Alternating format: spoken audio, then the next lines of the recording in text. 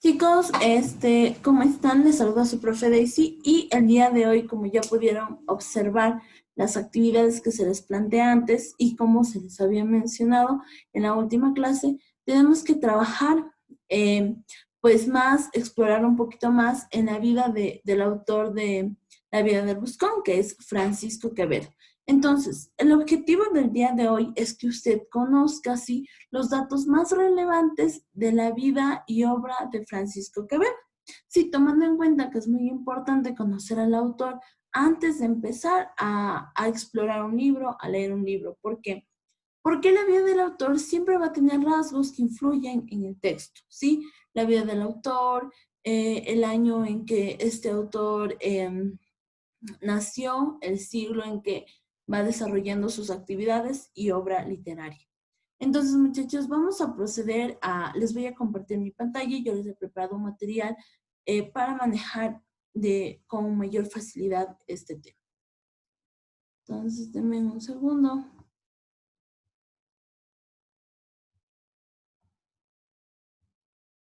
Listo, chicos. Bueno, como ustedes saben, vamos a conversar de Francisco Quevedo. Sí, pudimos hablar datos muy ligeros, muy sencillos de él, pero el día de hoy el objetivo es profundizar. ¿Vamos a profundizar en qué? En los datos biográficos. Queremos saber cómo fue su vida, sí, y más que todo enfocarnos en su obra literaria. ¿Cuál es su estilo? ¿Cómo se caracteriza, sí, a la hora de escribir? Bueno, el primer punto que quiero desarrollar es evidentemente lo más importante, ¿no? ¿En qué parte del mundo nació este autor? Bueno, este autor sí nace en Madrid, España, el 14 de septiembre de 1580, ¿sí? Entonces, mire, si estoy hablando de 1580, eso significa que él desarrolló todas sus actividades durante el siglo XVI. ¿Sí? Esto implica que más adelante, cuando nosotros tengamos que analizar el contexto histórico, pues veremos los hechos que también influyeron en la obra de este autor. Bueno, ¿en qué parte de España él exactamente pasa la mayor parte de su vida? En Valladolid. Sí, dice, una estancia en Valladolid mientras esta ciudad es sede de la corte. Parece iniciar la interminable enemistad ¿con quién, chicos? Ustedes seguramente ya, por la información que les mencioné, que se les presentó antes, se dieron cuenta que Francisco Quevedo va a tener una enemistad muy fuerte y muy marcado ¿con quién? Con Góngora. Estos dos autores son uno de los más importantes de la literatura. Se los conoce como autores que pertenecieron al siglo de oro. Es decir, que son representantes, sus obras son muy importantes como aporte a la literatura. ¿Qué más? Dice, desarrolla su interés por las cuestiones filológicas y filosóficas y su afición a Séneca y los estoicos. Cabe recalcar que es un personaje bastante instruido, ¿no? Es una persona que ha recibido una educación de alto nivel y evidentemente aquí podemos ver sus aficiones a temas muy importantes como son, ¿qué es la filología? Es el trabajo y el análisis de los textos. Filosófica, sí, es su afición a Séneca y a los estoicos por ende, ¿no? Listo. Bueno, esto como visión general. ¿Qué más podemos decir de este autor, chicos? Hombre de acción envuelto en las intrigas más importantes de su tiempo, ¿no? ¿Por qué? Bueno, como les mencioné antes, es un personaje de un nivel educativo bastante alto, muy culto. Sí, era doctor y conocedor de las lenguas hebrea, griega, latín y moderno. Sí, entonces era doctor en teología, ya lo recuerdo.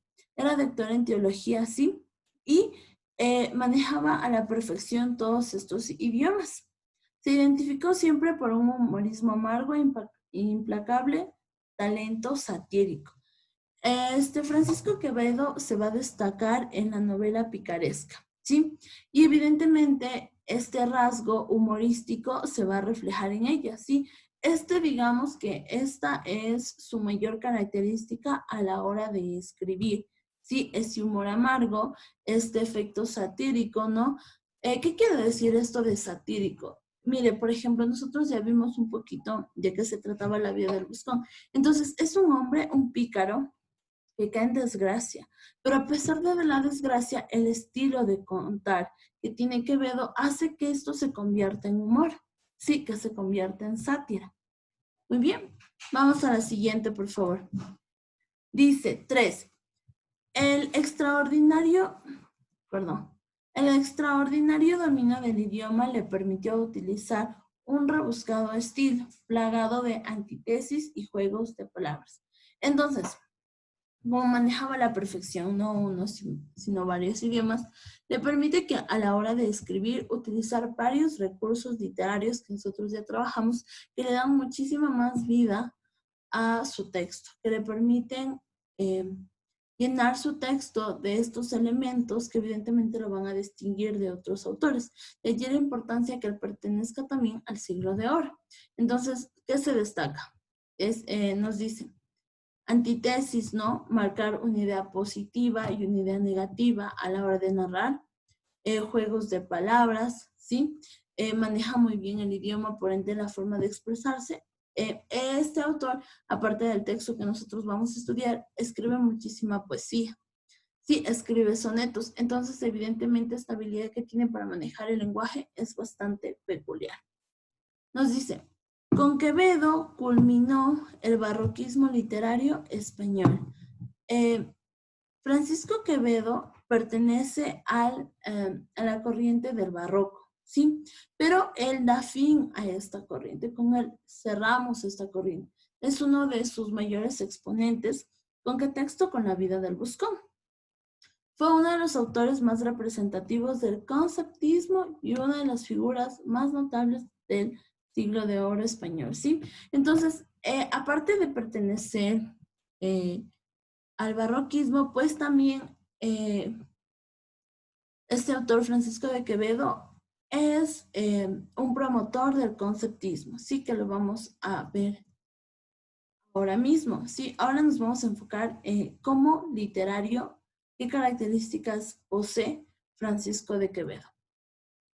Dice, Quevedo cultivó todos los géneros literarios. ¿Qué quiere decir eso?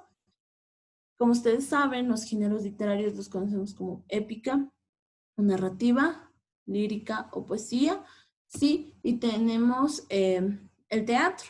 Entonces, mire, esos son los tres más importantes, ¿no? Porque total tenemos 6 géneros, pero nos enfocamos en los 3.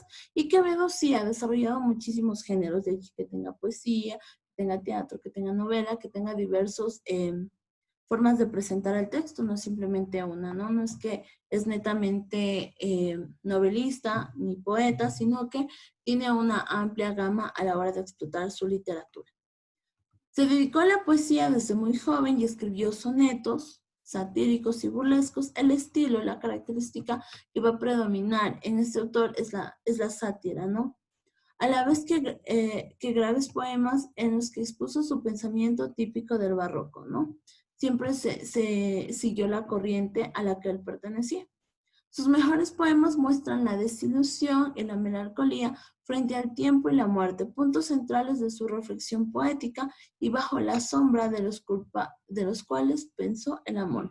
Entonces, estos temas son típicos del barroco, ¿no? Y los desarrolla de una manera bastante enfática. De allí que sea uno de sus máximos exponentes y con él se cierre este canon de la literatura. Vamos a la siguiente. Promueve el conceptismo, chicos. Ahora sí nos vamos a enfocar en el conceptismo. Primero es importante mencionar que el conceptismo se opone al culteranismo, ¿sí? Son escuelas que están opuestas. Por un lado, quien promueve el conceptismo es Francisco de Quevedo y quien promueve el culteranismo es Góngora. Sí, ellos fueron personajes muy importantes en la literatura española, pero siempre tomaron bandos contrarios. Incluso hay una anécdota que dice que, o sea, tanto era el odio que se tenían, porque prácticamente fue eso, ya llegó a un punto bastante álgido, que por ejemplo, Góngora era un hombre de avanzada edad en comparación con Quevedo. Entonces, Góngora tiene problemas económicos, decide vender su casa y se va a una pensión, ¿sí? Se va a arrendar. Mientras él estaba aquí en esta pensión, arrendando, resulta que Quevedo se entera que él está en esta pensión y, para su suerte, esa pensión estaba en venta.